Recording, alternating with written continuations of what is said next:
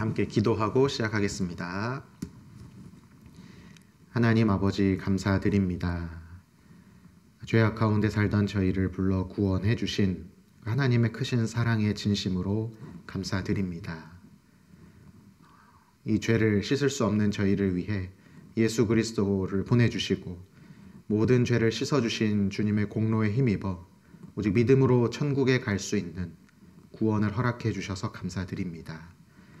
주님의 몸된 교회를 알게 하시고 교회 가운데 귀한 교사 직분 허락해 주셔서 하나님을 섬기고 주님 사랑하시는 어린 영혼들 섬길 수 있도록 기회 주셔서 감사드립니다. 부족하지만 주님께서 주시는 능력과 지혜에 힘입어 하나님이 더해 주시는 영혼을 사랑하는 그 마음을 가지고 이 봉사 직분 잘 감당할 수 있도록 도와주시길 항상 간구합니다. 올 한 해도 주님께서 도와주셔서 주님의 말씀으로 어린 영혼들의 삶이 변화되고 영혼이 구원받고 또한 저희들에게도 귀한 은혜가 되는 그런 시간 허락해 주시길 부탁드립니다. 이 시간 함께 성경을 상고하고 아이들과 함께 나눌 말씀을 깊이 묵상할 때에 주님께서 깨닫게 해주시고 지혜를 더해 주셔서 말씀으로 아이들을 잘 양육하는 교사 되도록 인도해 주시옵소서. 모든 시종을 주님께만 의지하며 예수님의 이름으로 기도드렸습니다. 아멘. 네, 성경 시편 19편 7절을 찾겠습니다. 시편 19편 7절로 11절입니다.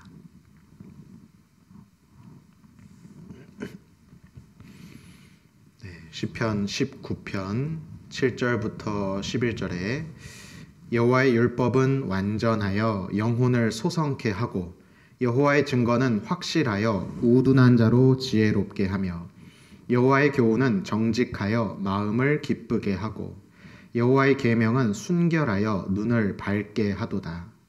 여호와를 경외하는 도는 정결하여 영원까지 이르고 여호와의 규례는 확실하여 다 의로우니 금 곧 많은 정금보다 더 사모할 것이며 꿀과 송이꿀보다 더 달도다.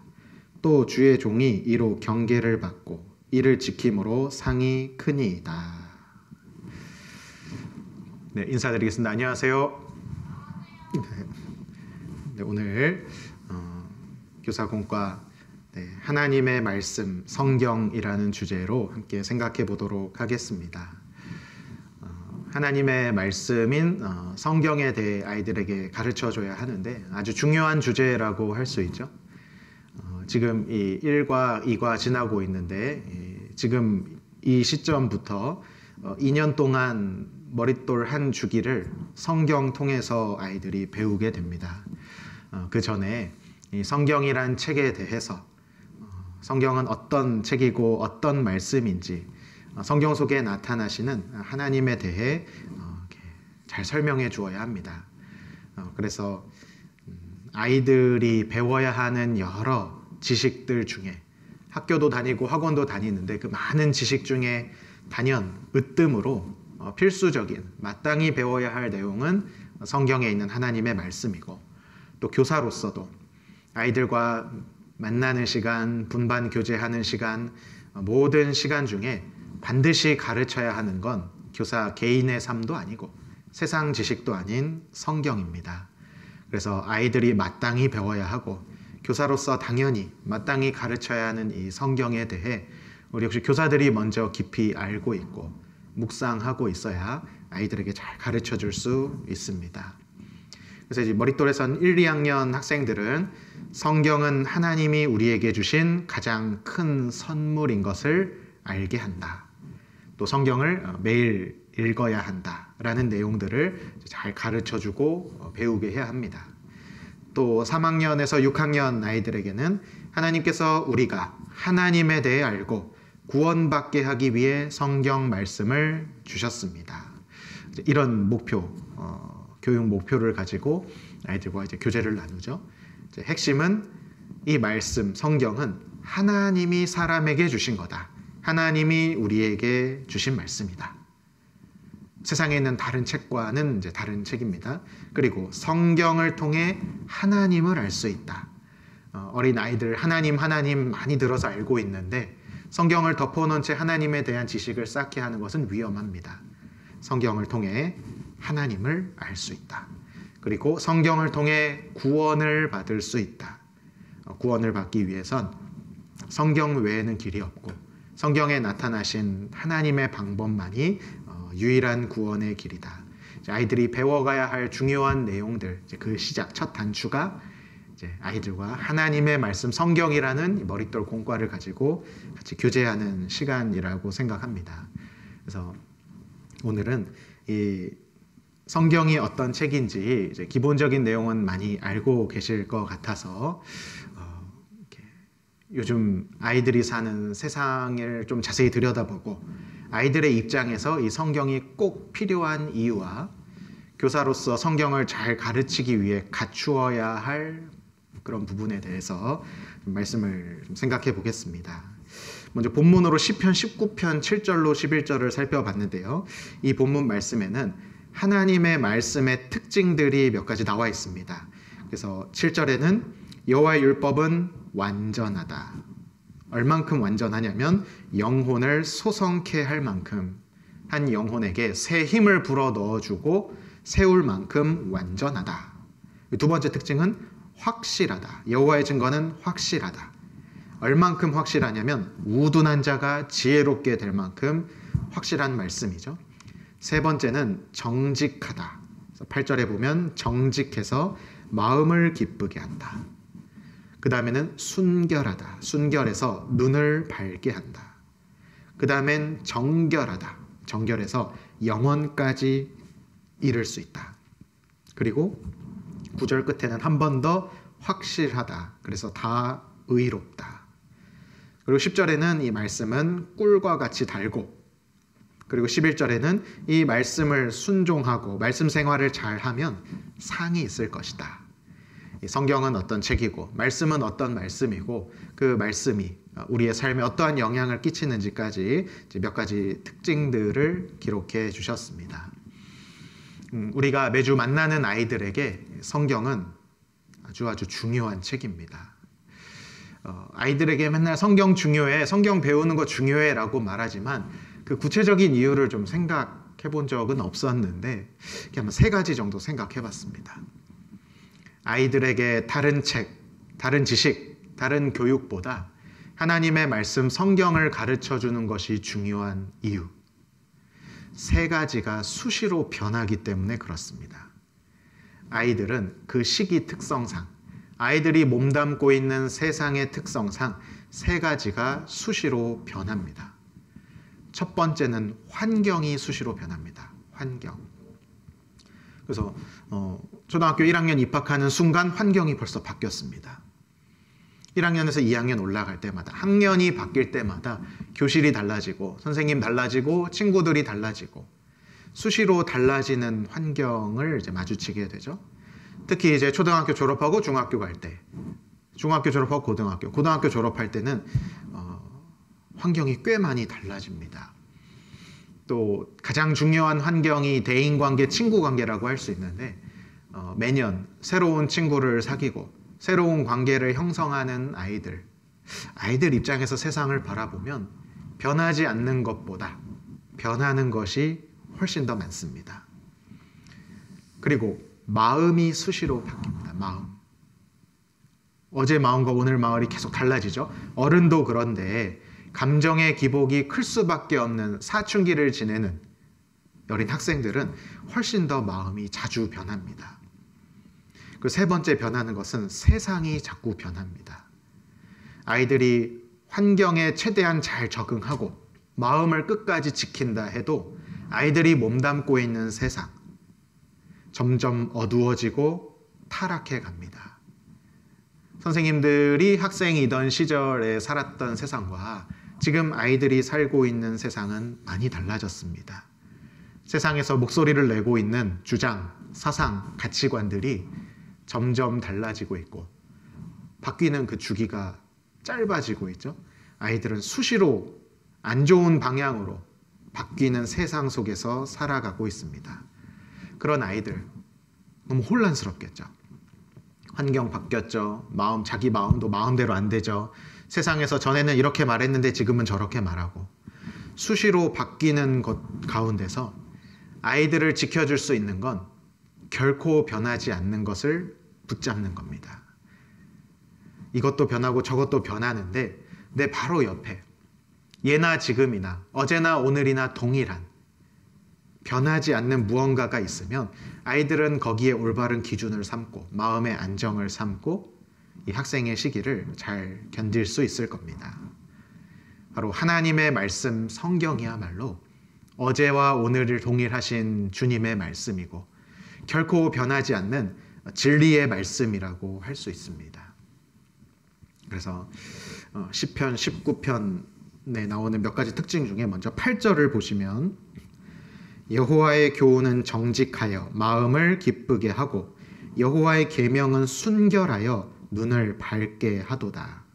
여호와를 경외하는 도는 정결하여 영원까지 이르고 여호와의 규례는 다 확실하여 다 의로우니. 먼저 하나님의 도는 정결하고 영원까지 이른다. 하나님의 말씀은 인류의 역사가 시작할 때부터 끝날 때까지 또 이후의 영원한 세계까지 항상 동일하시고 영원토록 지속되는 말씀입니다. 그래서 아이들이 수시로 변하는 세상 지식, 자기 마음을 믿고 마음을 붙잡는 감정적인 영역보다는 변하지 않는 하나님의 말씀을 붙잡고 살도록 훈련시키는 것이 너무 중요합니다. 그래서 8절 끝에 보면 여호와의 계명은 순결하여 눈을 밝게 하도다.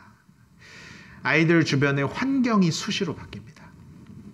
환경, 상급학교 진학할 때마다 매년 새로운 친구들을 만나고 새로운 선생님들을 만날 때마다 환경이 수시로 변하는데 그때 말씀과 함께라면 결코 변하지 않는 말씀을 붙잡으면 이 순결한 말씀은 우리의 눈을, 학생들의 눈을 밝게 해줍니다. 성경에서 눈을 밝게 해준다는 건 육신의 눈이 아닌 믿음의 눈을 말하죠. 아이들이 성경과 멀어지면 믿음의 눈이 어두워지고 단지 눈앞에 있는 환경만 바라보게 됩니다. 그럼 변하는 대로 나도 변하고 계속 변하면 혼란스러워합니다. 하지만 성경을 가까이 하고 말씀을 통해 믿음의 눈이 점점 밝아지면 환경은 변해도 믿음으로 환경 너머에 있는 주님과 영원한 것을 바라볼 수 있기 때문에 동요하지 않고 혼란스러워하지 않습니다. 이 믿음의 눈을 밝히는 말씀이 아이들에게 꼭 필요하죠. 믿음의 눈은 세 가지 측면에서 살펴볼 수 있습니다. 시선, 시력, 시야. 먼저 시선이 중요합니다. A를 바라보느냐, B를 바라보느냐를 선택하는 문제는 시선을 결정하는 겁니다. 무엇을 바라보느냐가 환경 너머에 있는 주님을 바라보게 하는 믿음이라고 할 수 있습니다. 갈릴리 호수에서 제자들이 배를 타고 있는데 큰 풍랑을 만나서 괴로워하고 있습니다. 예수님께서는 배에 계시지 않았죠? 이제 큰일 났습니다. 그때 저 멀리서 물 위를 걸어오는 분이 계신데 예수님입니다. 베드로가 그분 예수님을 발견하고 만일 주시어든 나를 명하사 물 위로 걸어오라 말씀해 주십시오. 그래서 예수님 뭐라 그러죠? 오라. 그래서 베드로가 뜁니다. 이렇게 빠져 죽을 수 있는 그 바다에 딱 뛰어들었는데 놀랍게도 바다를 걷기 시작하죠. 그러다가 베드로가 갑자기 물에 빠졌는데 마태복음 18장에 읽어보면 바람을 보고 무서워 빠져가는지라. 지금 한참 걷다 보니까 지금 내가 뭐 하는 거지? 주변에 있는 갈릴리 바다 막 몰아치는 바람과 파도를 보는 순간 빠졌습니다. 그때 예수님이 손을 탁 붙잡고 즉시 건져 올리시면서 믿음이 적은 자여 이렇게 책망하시죠. 믿음이란 가까운 풍랑과 파도를 보는 게 아니라 그 뒤에 계신 예수님을 보는 것이 믿음입니다. 처음에는 믿음으로 주님을 잘 바라봤기 때문에 파도는 계속 치고 있었죠. 그 파도를 뚫고 물 위를 건넜으나 시선이 달라지자 예수님에게 머물렀던 시선이 주변에 있는 환경에 머물자 바다에 빠졌습니다. 믿음이 적어진 모습이죠. 우리 아이들이 시선 처리를 해야 됩니다. 환경은 계속 바뀐다. 좋은 친구, 나쁜 친구, 좋은 환경, 안 좋은 환경, 익숙한 환경, 익숙하지 않은 환경. 환경은 계속 달라지지만 아이들은 그 뒤에 있는 주님을 바라봐야 합니다. 때로는 갈릴리 바다처럼 큰 폭풍이 몰려와도 그 뒤편에 여전히 물 위에 걷고 계신 주님을 바라보면 물 위를 걷듯이 세상을 밟고 세상 위에서 주님 주시는 힘으로 살아갈 수 있습니다. 하나님의 말씀은 눈을 밝게 합니다. 또 시력이 중요합니다. 시력은 얼마나 멀리까지 보느냐입니다. 시력이 안 좋으면 앞에 있는 것만 보지만 시력이 좋아지면 저 멀리 있는 것도 보죠. 이 말씀은 우리 눈을 밝게 해서 말하자면 시력이 좋아지게 합니다. 히브리서 11장에 보면 바로의 공주의 아들이었던 모세는 그 바로의 공주의 아들이란 칭함을 거절합니다. 그리고 그리스도와 함께 고난받는 것, 능욕받는 것, 또 하나님의 백성들과 함께 고난받는 것을 선택하죠. 그 길이 짧은 길은 아닙니다. 하나님과 함께 하기로 작정하고 하나님께 순종하면서 걸었던 길은 무려 이제 40년 동안 걷게 되죠. 그 40년 동안 눈앞에 있는 광야, 불평하는 이스라엘 백성들, 모세는 그 눈앞에 있는 것만 봤다면 일을 끝까지 하지 못했을 겁니다. 모세의 시력은 상 주시는 이를 바라봄이라. 히브리서 11장 26절에 상 주시는 이를 바라본다. 내 앞에 있는 고난과 어려움이 있지만 그 길 끝에는 모든 것을 잊게 하실 만큼 영광 주시는 하나님, 거기까지 멀리 바라보는 것이 믿음의 눈입니다. 아이들에게 성경은 꼭 필요하죠. 때로는 길 수 있는 고난의 시간, 막막해 보이는 각자 나름 학생들의 그 인생의 길이 있는데 그 뒤에는 별과 같이 빛나게 한 하나님의 영광이 기다리고 있다는 걸 아이들의 눈을 밝게 해주는 역할이 바로 성경입니다. 또 시선, 시력, 시야도 중요합니다. 시야. 넓게 보는 거죠. 앞에 있는 나무만 보는 것이 아니라 전체적인 숲을 볼 수 있게 하는 것, 눈을 밝게 해주는 하나님의 말씀입니다. 욥은 본인이 고난을 받았을 때 그 고난을 왜 주셨을까? 좁은 시야에서 생각했을 겁니다. 근데 시간이 점점 지나면서 욥기 38장 이후에 하나님의 말씀을 들으면서 시야가 넓어졌죠. 아, 그렇구나. 나에게 있는 그 연단받아야 하는 것들, 정금 같은 믿음이 나오기 위해 빠져야 하는 불순물들, 그게 조금이라도 있었다면 이런 과정을 통해서 하나님이 완전케 하시는 거구나. 생각하지 못했던 영역을 생각하게 됩니다. 하나님과 가까울 때, 말씀과 가까울 때 시야가 넓어지죠. 아이들에게도 필요합니다. 자기만 생각하고 자기 이익만, 자기 육신만 생각하다가 교회 안에서 다른 형제 자매님들을 사랑하고 하나님의 뜻을 더 넓게 이해하고 교회의 뜻에 순종하려면 눈을 밝게 하는 말씀과 가까워져야 됩니다. 그래서 환경이 변하기 때문에 아이들에게 말씀이 반드시 필요하죠. 또 두 번째는 마음이 계속 변합니다. 사춘기 아이들 감정이 막 친구 만나면 확 좋았다가 부모님 앞에서 짜증 팍 냈다가 또 다음에 와서 뭐 죄송합니다 하고 기분 또 좋아졌다가 이 왔다 갔다 하는 아이들의 마음, 어떻게 보면 당연한 거죠. 사춘기 시기는 반항하는 시기가 아니라 부모로부터 독립할 수 있는 마음과 생각을 준비하는 시기입니다. 그래서 좀 더 독립적인 생각, 그래서 자연스럽게 불평도 불만도 나올 수 있는 시기죠.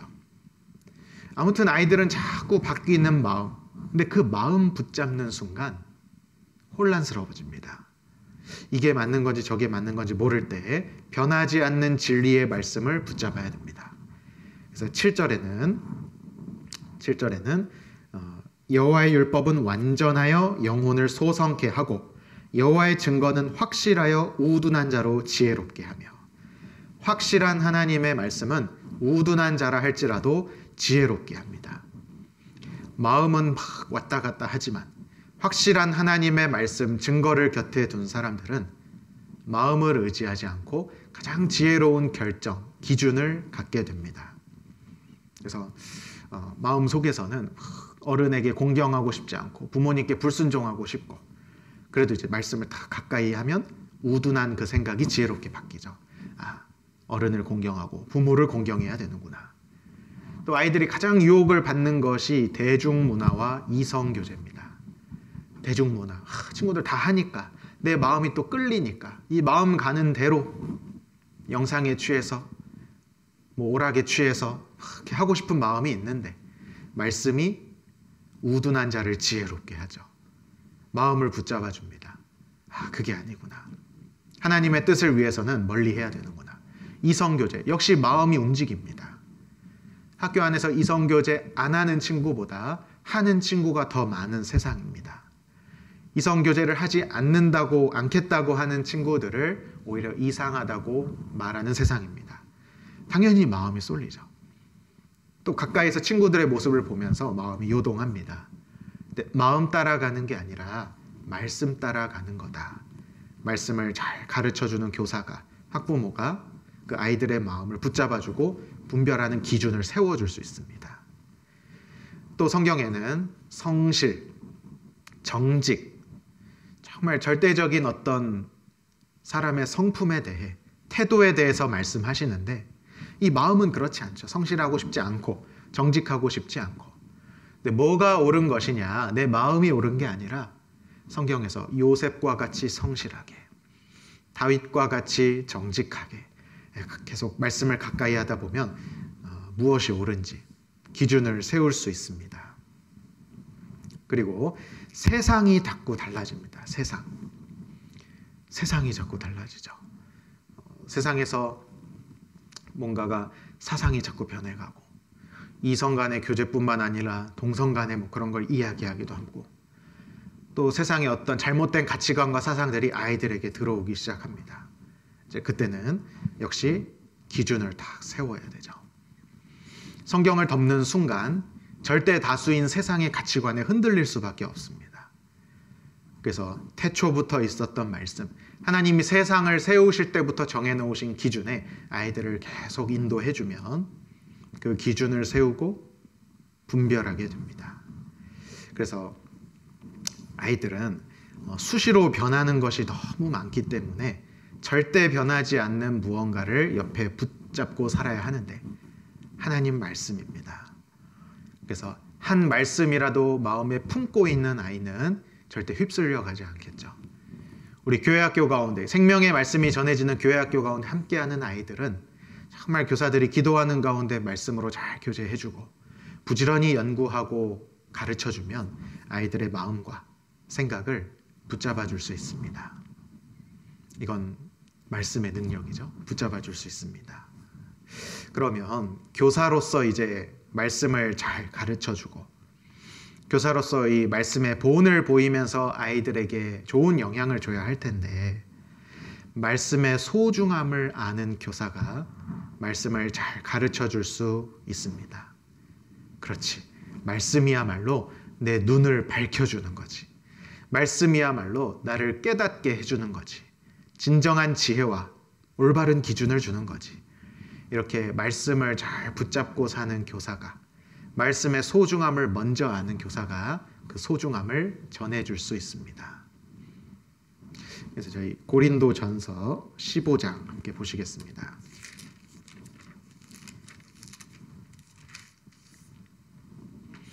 고린도전서 15장 3절에 보면, 내가 받은 것을 먼저 너희에게 전하였노니 이는 성경대로 그리스도께서 우리 죄를 위하여 죽으시고 장사 지낸 바 되었다가 성경대로 사흘 만에 다시 살아나사. 여기 보면 사도 바울이 고린도 교회 형제 자매님들에게 내가 받은 것을 먼저 너희에게 전하였다. 여기서 사도 바울이 먼저 받은 것, 그리고 전해준 것은 1절에 나오는 복음입니다. 바울은 고린도 지역의 많은 사람들에게 복음을 전해줬죠. 그래서 교회가 생겼고 형제 자매님들이 구원받고 교제하고 있습니다. 그런데 이 복음이 뭐냐? 성경에서 복음을 3절에 이는 성경대로 그리스도께서 우리 죄를 위하여 죽으시고 장사 지낸 바 되었다가 성경대로 사흘 만에 다시 살아나사. 내가 너희에게 전해준 복음, 이 복음이 뭐냐면 예수님이 우리 죄를 위해 죽으신 것과 사흘 만에 다시 살아나신 것. 그죠? 복음이란. 죄인들이 꼭 들어야 하는 기쁜 소식, 복된 소식은 예수님이 나를 위해 죽으셨고 부활하셨다는 사실입니다. 그게 바로 복음이죠. 그런데 여기 두 번이나 반복된, 강조된 단어는 성경대로입니다. 성경대로. 복음은 성경대로 오신 예수님이 성경대로 죄를 짊어지셨고 성경대로 죽으셨고 성경대로 3일 만에 살아나신 소식입니다. 여기서 성경대로는 너무 중요합니다. 다 아는 내용이니까 빼고 읽읍시다. 성경대로라는 단어를 빼고 읽어도 의미는 통하지만 이 단어가 빠지면 온전한 믿음을 가질 수가 없습니다. 그게 누구냐면 유대인들이었어요. 유대인. 예수님 당시의 유대인들은 예수님을 성경대로 오신 하나님의 아들, 그들이 기다리고 기다리던 메시아, 성경대로 우리를 구원해 주시고 천국으로 인도하실 하나님의 아들이다. 그걸 알고 믿어야 되는데 예수님을 그렇게 믿지 않았죠.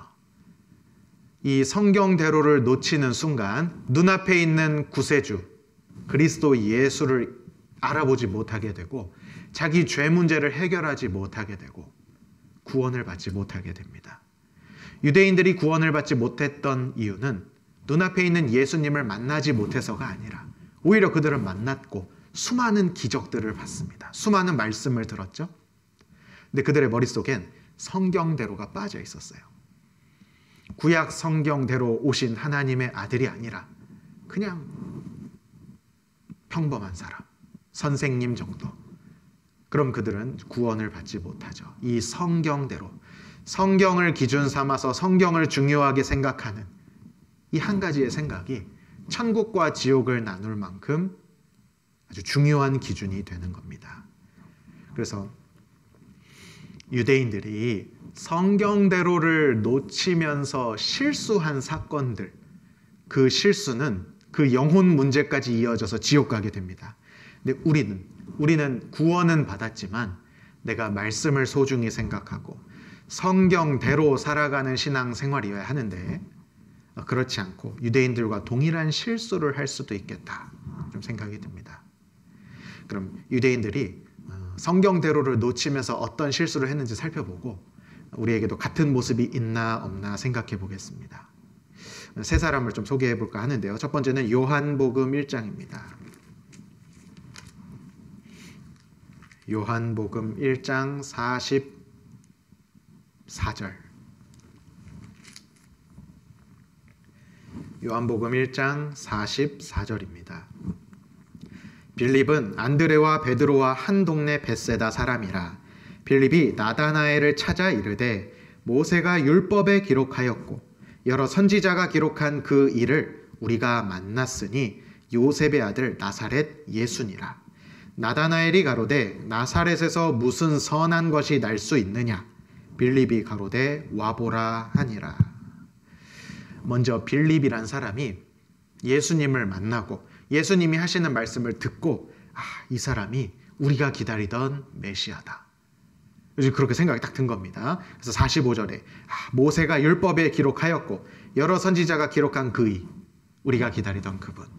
그래서 자기 친구 나다나엘을 찾아가서 예수님에 대해서 전한 거죠. 근데 나다나엘이 뭐라고 하냐면 나사렛에서 무슨 선한 것이 날 수 있느냐. 나사렛에서 선한 것이 나올 수 없다. 무슨 뜻이죠?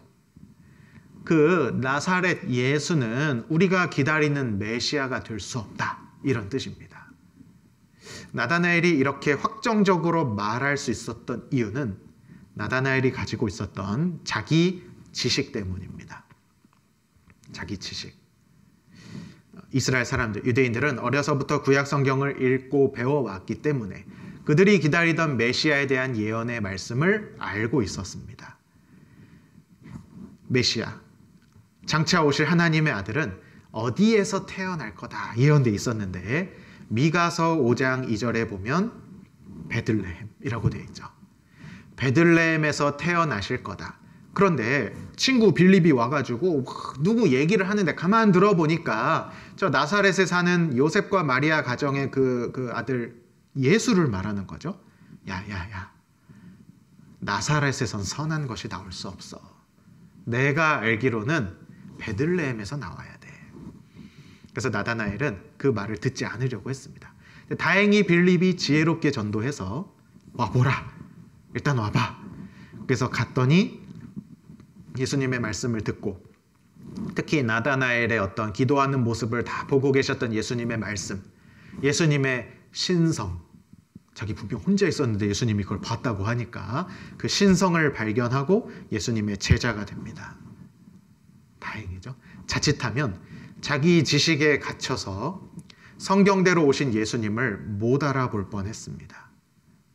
이와 같이 우리 교사들도 첫 번째 경계해야 되는 게 자기 지식입니다. 또는 자기 경험. 내가 알기론, 내 경험으로는 이렇게 출발하는 생각이 성경대로 사는 우리 신앙생활과 반대 방향일 수 있습니다. 때로는 자기 지식을 내려놓고 자기 경험을 내려놓고 성경대로 순종하는 것이 필요합니다. 성경은 그렇게 해도 괜찮죠. 진리의 말씀이니까 성경대로 사는 겁니다. 욥이 고난을 받을 때 욥의 세 친구가 와서 처음에는 아무 말도 못하고 위로합니다. 그러다가 이제 한 명씩 말을 꺼내면서 변론이 시작되죠. 그 세 친구 중에 처음 입을 뗀 사람이 엘리바스란 사람입니다. 먼저 말을 꺼낸 걸로 봐서 나이가 가장 많을 것으로 추측되는데 엘리바스의 변론에는 특징이 있습니다. 어떤 특징이 있냐면 이런 말이 반복돼요. 내가 보건대, 내가 알기론, 내가 아는데 이렇게 저주받고 고난받는 건 죄가 있어서 그런 거야. 욥이 죄가 있으니까 회개하라는 거예요. 징계받는 거라고 하는 겁니다.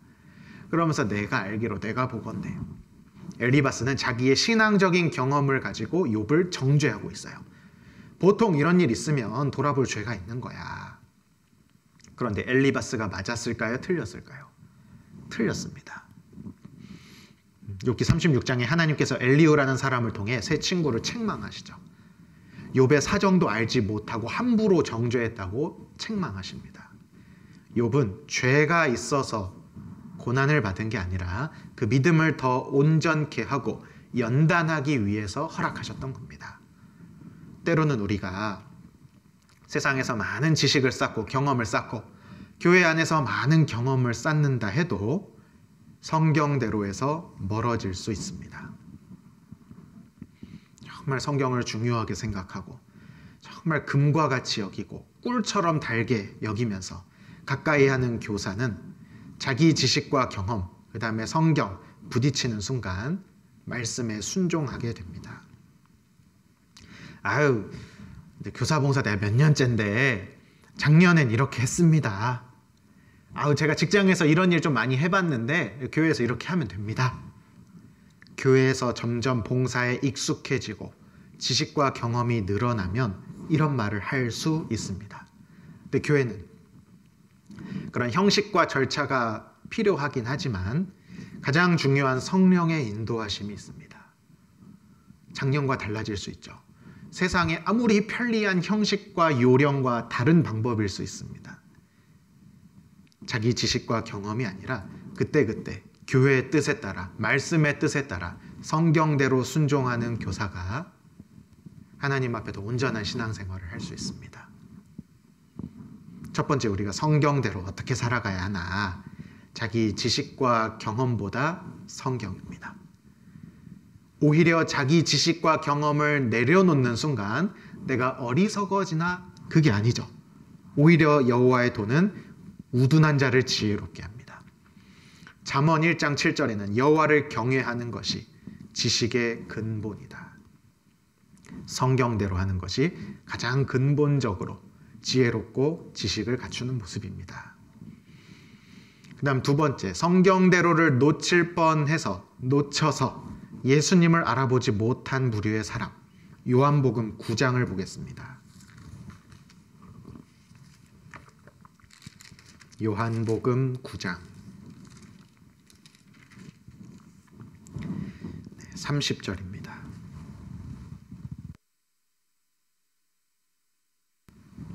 30절에 그 사람이 대답하여 가로되 이상하다. 이 사람이 내게 눈을 뜨게 하였으되 당신들이 그가 어디서 왔는지 알지 못하는도다.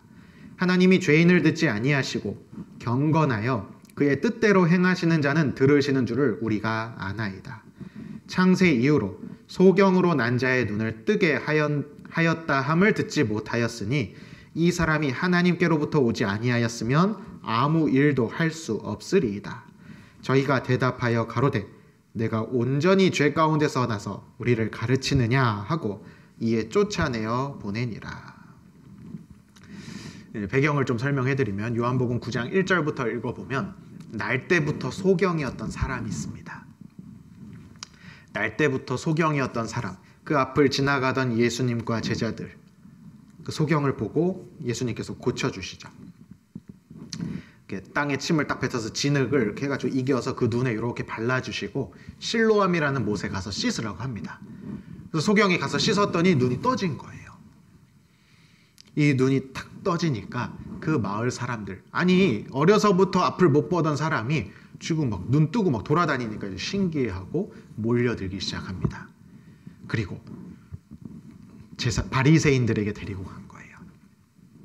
유대 종교가들이 보고 물어봅니다. 아니 너 어떻게 해서 눈이 떠졌냐? 그러니까 이 확실한 증인이죠. 자기가 본 것을 그대로 말합니다. 예수라는 분이 이렇게 해가지고 제 눈을 뜨게 해줬습니다. 그러면 여러분이 그 유대 종교가들 바리새인이라면 예수님이 하나님의 아들이시구나, 성경대로 오신 메시아구나 알아볼 수 있는 기회가 찾아온 겁니다. 비록 그들이 율법에 얽매여서 구약 성경에 얽매여서 잘못된 구원관을 갖고 있다 해도 예수님의 놀라운 능력 앞에서 다시 한번 생각해보고 성경대로 오신 예수님 인정할 수 있는 기회가 찾아온 겁니다. 근데 이 바리새인들, 유대 종교가들은 예수님이 고쳐줬다고 간증하는 그 소경의 이야기를 쭉 듣더니 두 파로 나누어져요. 첫 번째 파는 이렇게 말합니다. 아니 근데 오늘 안식일 아니야? 오늘 안식일인데 누굴 고쳐주고 뭐 이렇게 일을 한 사람이 하나님의 아들이라고? 메시아라고? 그럴 리가 없지. 또 자기 지식에 갇혀 있는 거예요. 그러니까 다른 한편이 아니 근데 우리 일반 사람, 죄 가운데 태어난 사람이 이런 기적을 행할 수 있을까? 그분은 좀 다른 것 같은데 이렇게 막 이제 두 파로 나눠집니다. 그래서 얘기하다 답이 안 나오니까 그 눈뜬 사람한테 부모를 데려오라고 말해요. 그리고 물어봅니다. 이 부모에게 당신의 이 아이가, 이 사람이 어떻게 눈을 뜨게 된 거냐. 그리고 혹시 날 때부터 소경이었다 했는데 날 때 소경이었던 거 아닌 거 아니냐. 뭐 이렇게 물어봅니다. 그러니까 이 부모가 이 아이는 날 때부터 소경은 맞습니다. 근데 어떻게 눈을 뜨게 된 건진 저가 장성하였으니 저에게 물어보십시오. 이렇게 말합니다. 그런데 왜 부모가 예수님에 대해서 떳떳하게 말하지 않았냐면 9장 20절입니다. 그 부모가 대답하여 가로되 이가 우리 아들인 것과 소경으로 난 것을 아나이다. 그건 맞습니다. 그러나 지금 어떻게 되어 보는지 또는 누가 그 눈을 뜨게 하였는지 우리는 알지 못하니이다. 저에게 물어보시오. 저가 장성하였으니 자기 일을 말하리이다. 이게 진짜 몰라서 말 못한 걸까? 22절에 보면 그 부모가 이렇게 말한 것은 이미 유대인들이 누구든지 예수를 그리스도로 시인하는 자는 출교하기로 결의하였으므로 저희를 무서워함이러라. 누구든지 유대인들 중에 그 예수라는 사람이 하나님의 아들 그리스도가 맞다 이렇게 인정하면 출교시키겠다 했습니다. 출교는 이 유대 사회에서 쫓아내는 거죠. 왕따시키는 겁니다. 여러 가지 서로 상부상조하는 율법에 나와 있는 사회적인 제도에서 소외시키는 거죠. 출교. 그게 두려우니까 예수님 말은 못한 겁니다. 그냥 저에게 물어보시오. 그러니까 이 바리새인들 종교가들은 또 해결이 안 되잖아요. 그러니까 다시 불러서 물어봅니다. 네 눈을 누가 뜨게 해줬냐? 어떻게 뜨게 해줬냐? 두 번째 또 물어보니까 이제 30절처럼 아까 읽은 30절처럼 대답한 겁니다. 그 사람이 대답하여 가로되 이상하다. 이 사람이 내 눈을 뜨게 하였으되 당신들이 그가 어디서 왔는지 알지 못하는도다. 하나님이 죄인을 듣지 아니하시고 경건하여 그의 뜻대로 행하시는 자는 들으시는 줄을 우리가 아나이다. 아니 이상하다. 그 사람이 내 눈 뜨게 해줬는데 당신들은 그분이 누군지 어디서 온 분인지 왜 모르냐? 하나님은 죄인의 기도는 듣지 않으시지 않냐? 근데 그분의 기도를 들어주시고 이런 능력을 나타내 주신 건 그분은 사람이 아니라는 거다. 그래서 32절에 창세 이후로 소경으로 난 자의 눈을 뜨게 하였다함을 듣지 못하였으니 이 사람이 예수님이 하나님께로부터 오지 아니하였으면 아무 일도 할 수 없으리이다. 너무 논리적이고 확실한 증언이죠. 눈이 떠진 사람도 앞에 있고 그분의 생생한 간증이 두 차례나 지금 전해졌습니다. 혹시 이해 못할까 봐 더 자세히 설명해줬죠. 이렇게 고칠 수 있는 분은 하나님의 아들이 맞다. 이때 어떻게 반응하냐? 34절. 저희가 대답하여 가로되 너 소경이었던 네가 온전히 죄 가운데 나서 죄인 주제에 우리를 가르치느냐 하고 이에 쫓아내어 보내니라. 유대 종교가들 종교적으로 우월하다, 거룩하다 생각하고 있었는데 자기를 우리를 막 가르치니까 쫓아내버린 거예요. 눈앞에 있는 소경 한 사람 쫓아낸 게 아니라 영원한 생명을 얻을 수 있는 기회, 마음에 들어오실 수 있는 그리스도를 쫓아낸 겁니다. 이 종교가들을 보면 왜 성경대로 오신 예수님 알아보지 못했을까? 두 번째 이유는 세상 욕심 때문이다라고 할 수 있습니다. 이 유대 종교가들, 바리새인들 손에는요, 뭐가 잔뜩 쥐고 있었어요. 뭘 잔뜩 쥐고 있습니다. 뭘 쥐고 있을까요? 유대 사회 내에서 존경을 받고 있고, 심지어 출교할 수 있는 권한도 갖고 있고, 권력, 힘을 갖고 있습니다. 많은 사람들이 성경 배우겠다고 물어보러 오죠. 존경하죠. 또 어느 정도의 사회 안에서의 권력과 지위를 갖고 있습니다. 그런데 예수님 성경대로 오신 거 인정하면 요거 내려놔야 되는 거예요. 본인도 출교 당할 수 있죠. 누리고 있는 모든 것을 다 내려놓아야 하는 상황입니다. 세상을 향한 욕심이 성경대로 사는 삶을 방해할 수 있습니다. 다니엘은 세상에서 꽤 많은 것을 누려봤을 겁니다. 바벨론 시대부터 정말 그 바벨론 왕궁에서 높은 지위에서 일했던 사람, 정권이 바뀌고 페르시아가 집권할 때도 높은 재상이었습니다. 좋은 집도 있었을 거고 거느리는 하인도 있었을 거고 재물도 꽤 있었을 겁니다.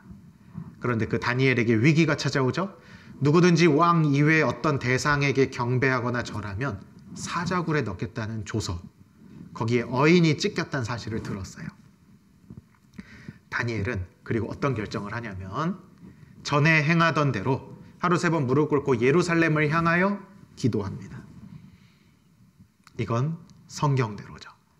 예루살렘을 향하여 기도하는 건 솔로몬 성전을 지을 당시에 혹시 우리가 죄 가운데 벌을 받아 다른 나라에 압제당할 때에 이 성전을 향하여 기도할 때 들어달라고 솔로몬이 기도합니다.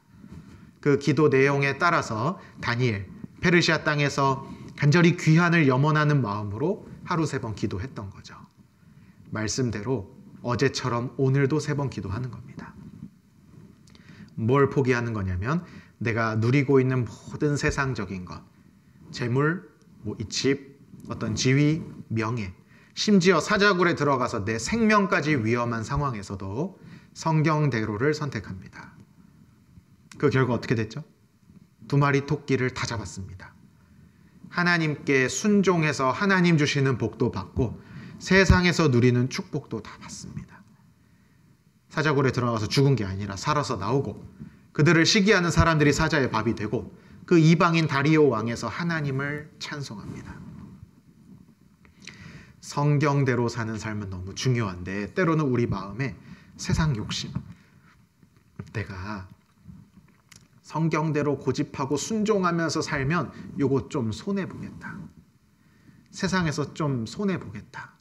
경제적인 재물 손해보겠다. 시간 손해보겠다. 세상에서 좀 명예, 지위 낮춰질 수도 있겠다. 그런 마음에 성경대로 사는 게 아니라 조금씩 타협합니다. 교사 봉사 하는데 말씀이 최우선이고 말씀대로 살아가는 것이 중요한데 교사 이외에 나는 세상에서도 이런 역할도 해야지. 세상에서 돈을 버는 일, 잘 먹고 잘 사는 일, 또는 그냥 육신의 편안을 위한 것. 그것도 욕심이잖아요. 육신의 편안을 위해서. 그래서 좀 덜 순종하고 타협하고 성경대로 가는 정로에서 좀 벗어나고자 한다면 우리는 잘못된 거구나. 이 바리새인들은 자기가 세상에서 누리고 있는 거 붙잡으려다가 예수님 놓쳤습니다. 우리도 세상에서 뭔가를 붙잡으려 하다가 성경대로 사는 삶을 놓칠 수 있어요. 하지만 성경은 말씀하십니다. 시편 119편 56절에 내 소유는 이것이니 곧 주의 법도를 지킨 것이니이다. 우리의 소유는 통장에 쌓여있는 그 잔고가 아닙니다. 내 몇 평짜리 집, 몇 평짜리 집, 내 좋은 차, 그게 내 소유가 아니죠. 내 소유는 주의 법도를 지킨 것, 하나님 말씀에 순종하고 영원한 것 쌓아놓은 것, 그게 바로 우리의 소유입니다. 다니엘처럼 2마리 토끼를 다 잡을 수 있는 거죠. 그리고 마지막으로 한 부류의 사람 또 살펴보면 사도행전 7장입니다.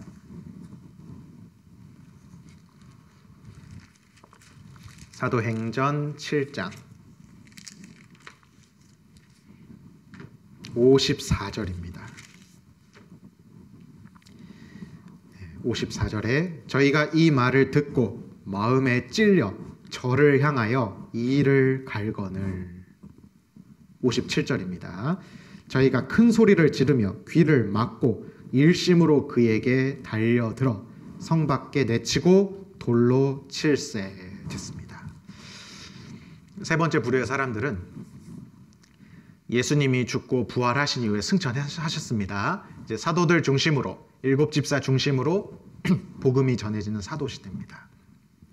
그때 한 부류의 사람들이 있었고 스데반이 설교를 했습니다. 사도행전 7장은 스데반 집사님의 설교입니다. 설교의 내용은 이스라엘 역사를 쭉 이야기하면서 그 역사 가운데 모형과 그림자로 제시됐던 예수님을 증거하는 겁니다. 그래서 그 예수님을 증거하고 이스라엘 백성들, 너희들이 십자가에 달아 죽였던 그 예수님이 하나님의 아들이다. 그리고 너희는 그 죄를 돌이키고 구원을 받아야 된다. 마음에 콕콕콕 찔리는 설교를 스데반 집사님이 하셨습니다. 그래서 54절에 저희가 이 말을 듣고 마음에 찔려, 마음에 확 찔린 거예요.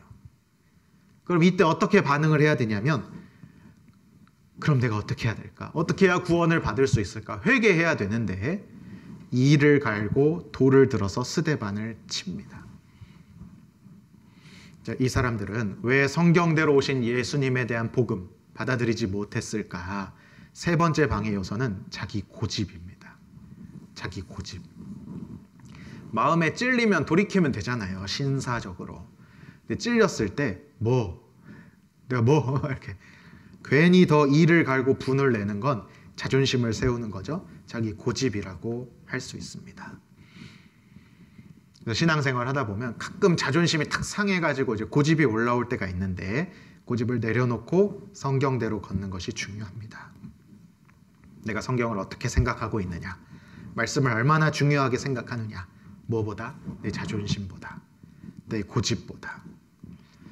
가끔 이렇게 교회 안에서 봉사하다 보면, 교사 봉사하다 보면 여러 가지 의견이 주고받는 과정에서 좀 무시받을 때도 있습니다. 왜 내 말은 잘 들어주지 않지? 내 봉사 경력 무시하는 건가? 내 봉사 경력이 몇 년인데 이런 마음이 올라오죠. 내 구원 연수가 얼마인데 나보다 늦게 구원받았으면서, 나보다 교사 늦게 시작했으면서, 뭐 이런 거. 아니면 자존심 딱 상할 수 있는데 약점이 있죠. 남에게 절대 들키고 싶지 않았는데 하나님이 그걸 콕 집어서 드러낼 때가 있습니다. 숨겨놓은 죄, 변하지 않는 나의 육신 탁 찝습니다.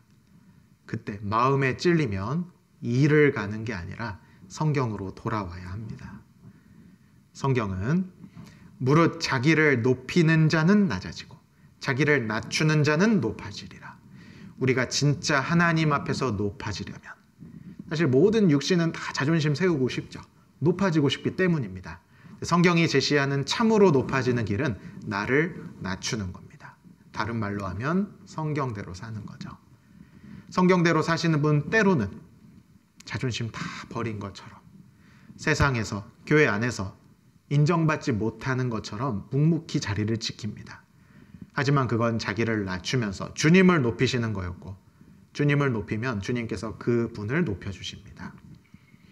성경대로 교사는 아이들에게 성경을 가르쳐야 하는 사람들이고 말씀이 얼마나 중요하고 얼마나 아이들에게 유익한지 먼저 깨닫고 본을 보여야 합니다. 그래서 성경대로 내가 잘 살아가고 있는 그 삶이 아이들에게 좋은 교육이 되고 성경대로 살지 못하는 그 삶에 대한 고민이 아이들에게 교제해 줄 수 있는 어떤 좋은 말씀들이 될 겁니다. 그래서 마지막으로 시편 138편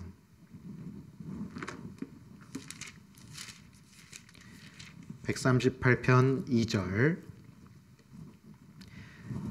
내가 주의 성전을 향하여 경배하며 주의 인자하심과 성실하심을 인하여 주의 이름에 감사하오리니 이는 주께서 주의 말씀을 주의 모든 이름 위에 높게 하셨음이라.